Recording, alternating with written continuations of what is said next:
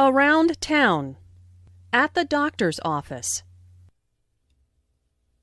What seems to be the problem? Well, I have a bad cough and a sore throat. I also have a headache. How long have you had these symptoms? About 3 days now, and I'm really tired, too. Sounds like you've got the flu.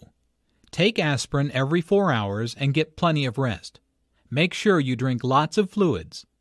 Call me if you're still sick next week. Okay, thanks.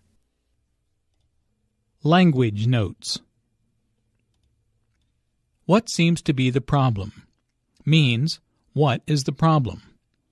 Notice that the intonation falls at the end of the question. The doctor wants information, not a yes-no answer. Well is used as an introductory word. Notice how the vowel is drawn out to sound like well. This can be used as a way to buy time while you think about what you want to say next. A bad cough, a sore throat, a headache. Notice the article a before each symptom. About is used to mean more or less.